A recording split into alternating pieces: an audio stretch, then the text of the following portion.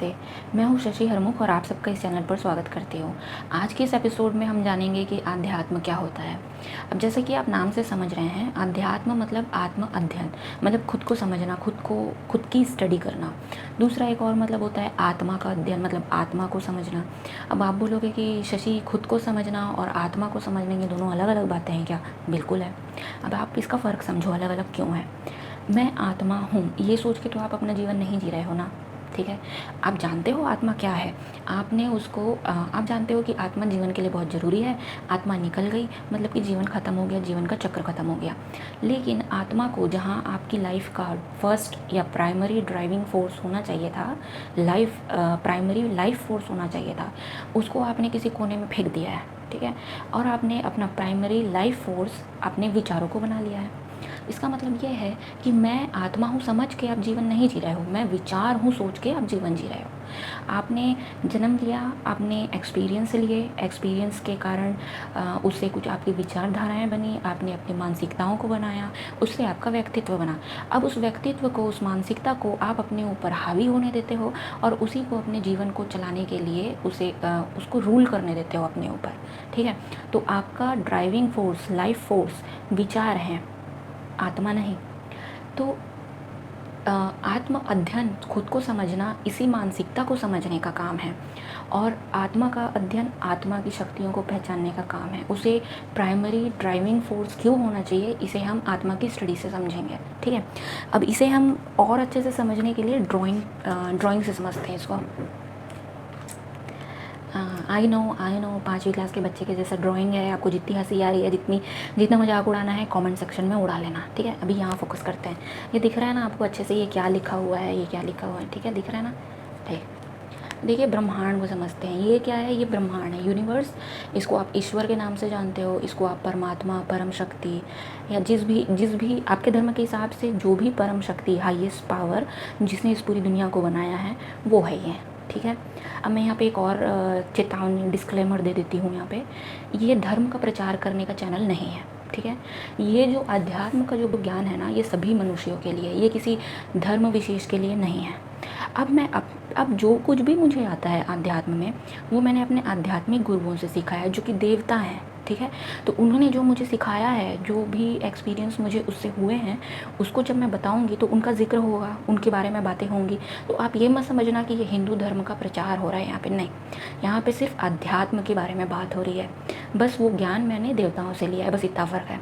तो जब भी मैं बोलती हूँ कि ब्रह्मांड के बारे में बोलती हूँ, परम पिता के बारे में बोलती हूँ, परमात्मा बोलती हूँ, ईश्वर बोलती हूँ, तो आप क्या समझोगे? जो आपके धर्म के हिसाब से, आपके श्रद्धा और भक्ति के हिसाब से जो परम शक्ति है, उसके बारे में बात हो रही है यहाँ पे, ठीक।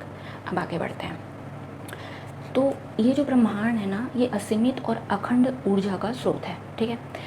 ये जो स्रोत है ऊर्जा का, इसी का एक छोटा सा टुकड़ा जो है, ये आत्मा है। ये ब्रह्मांड में जितनी भी शक्तियाँ हैं, उतनी सारी शक्तियाँ इस आत्मा में है, ठीक है। ये पूरे ब्रह्मांड की शक्तियों को लेके, पूरी ब्रह्मांड की शक्तियों के साथ में है ये आत्मा, ठीक है। अब आप बोलोगे कि अगर इसमें इतनी पूरी शक्ति है तो मैं भगवान ही क्यों नहीं बन गया? नहीं, हम भगवान नहीं बन सकते भाई। इतनी भारी शक्तियों के साथ में भगवान बना जाता है। इतनी छोटी सी शक्ति आपके जीवन में पूरी चीज़ों को सुचारू रूप से चलाने के लिए काफ़ी है, मोर देन इनफ, ठीक है। दूसरे तरीके से देखिए, हम परमात्मा, हम ईश्वर जिसको समझते हैं, मतलब हमारे जो हिंदू धर्म है उसमें 35 करोड़ देवी देवता हैं। वो क्या हैं? वो एक ही परम शक्ति के अलग अलग ऊर्जाओं की अभिव्यक्ति हैं, ठीक है। एक ही है ईश्वर, हम सब उसको अलग अलग नाम से जानते हैं, ठीक है। वो जितने भी हमारे देवी देवता हैं ना, वो किसी न किसी खास ऊर्जा को रिप्रेजेंट करते हैं। जैसे कि महाकाली किसी अलग ऊर्जा को रिप्रेजेंट करती है, माँ पार्वती अलग ऊर्जा को रिप्रेजेंट करती है, महादेव वैराग्य की ऊर्जा को रिप्रेजेंट करते हैं। ऐसे तो हमारे देवी देवता में बहुत सारे गुण हैं, एक ही गुण नहीं है, बट जो छवि है उनकी जिस प्रकार से, मैं उसके बारे में बात कर रही हूँ। जैसे कि कान्हा सांसारिक होते हुए, राजनैतिक होते हुए वैरागी कैसे हुआ जाता है, इसका प्रतीक है। अब आप बोलोगे कान्हा और वैरागी, यस बिल्कुल, कान्हा वैरागी हैं। वैराग्य का मतलब होता है फ्री फ्रॉम ऑल, हर चीज़ से, हर बंधनों से मुक्त, मोह से मुक्त, ठीक है। यस, कान्हा बंधनों से मुक्त हैं, मोह से मुक्त हैं, और यही लेसन उन्होंने अपनी कृष्ण के जन्म में सबको सिखाया है, ठीक है। आगे बढ़ते हैं। तो जब देवी देवताओं ने इस ब्रह्मांड की रचना की, जब मनुष्यों की रचना की, तो उनके पास जो ऊर्जा का स्रोत है उसका ही एक टुकड़ा यहाँ पे आत्मा के रूप में हम सबको मिला हुआ है। तो इस ऊर्जा को अगर आप अच्छे से समझ जाते हो तो आप अपने जीवन में सब कुछ करने के काबिल बन जाते हो। अब फिर से देखते हैं अध्यात्म क्या है। अध्यात्म है इस ऊर्जा को समझना, इसकी स्टडी करना, ये क्या कर सकती है, इसका कितना पावर है, और ये आपको अपने जीवन में परम शांति के लिए, परम सुख के लिए कैसे, मतलब कैसे कैसे आप पा सकते हो इसके द्वारा, ये आपको सीखना है। तो अध्यात्म ये इसका स्टडी है। अध्यात्म ये भी सिखाता है कि आपका जो लाइफ है ये इस आत्मा से कैसे चल रहा है। सिर्फ आत्मा को सिर्फ जिंदा रहने वाली कोई चीज़ है, इसका इतना बस मत समझो। ये बहुत, इसका जो ज्ञान है ना वो बहुत गहरा ज्ञान है। ब्रह्मांड को देखिए कितना गहरा है, कहीं पे नाप सकते हो स्टार्टिंग और एंडिंग। बस समुद्र जानते हो कितना गहरा है, उसको नाप नहीं सकते। या आत्मा की जो शक्तियाँ हैं और इसके जो राज है ना, इसको आप नाप नहीं सकते, इसको आप गिन नहीं सकते। हम जब रात में जब आसमान को देखते हैं तो हम एक छोटे से टुकड़े को देख रहे हैं, उतना ही जितना हमारे आँखों में मॉस्किटो, उतना ही जितना हमारे आँखों के सामने, या सॉरी हम अपनी आँखों से देख सकते हैं। लेकिन क्या पूरा ब्रह्मांड उतना ही है? नहीं। ये आत्मा को भी हम उतना ही जान पाए हैं जितना हम जैसे मैंने कुछ सीखा तो मैं अपने अनुभवों से आपको बता रही हूँ, किसी और गुरुओं ने कुछ सीखा तो वो अपने अनुभवों से आपको बताते हैं, ठीक है। तो हम उतना ही जान पाए हैं, लेकिन मुझे लगता है कि ये बहुत पावरफुल है और इसको हम अभी तक अच्छे से समझ नहीं पाए हैं, ठीक है। आगे चलते हैं। तो अध्यात्म क्या हुआ फिर? अध्यात्म हुआ आत्मा का स्टडी करना, खुद की स्टडी करना, परमात्मा की स्टडी करना, परमात्मा को समझना, परमात्मा और आत्मा में अंतर क्या है, किस डोर से दोनों बंधे हुए हैं, परमात्मा में आत्मा है या आत्मा में परमात्मा है, इसकी स्टडी करना, ठीक है। अब मैं आपको एक और चीज़ बता दूँ, अध्यात्म जो है ना फिज़िकल नहीं है। हर वो चीज़ जो वो सब कुछ जो फिज़िकल नहीं है वो अध्यात्म है, ठीक है। अध्यात्म की जो भी शिक्षा है आप भावनाओं के तहत, आप अनुभवों के तहत लेंगे, ठीक है। अब ये जो हैं इनको मैं फादर भी कहती हूँ, ठीक है, पिता। हम हैं बच्चे, ठीक है।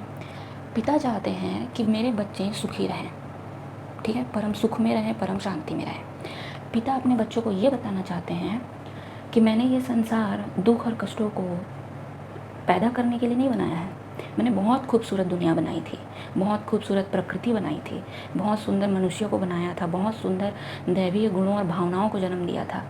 लेकिन ये मनुष्यों ने जो डिमोनिक बिहेवियर होता है, क्या बोलते हैं उसको, राक्षसी प्रवृत्तियाँ जो होती है, उसको अपना के अपने लाइफ को खुद ही नरक बना लिया है।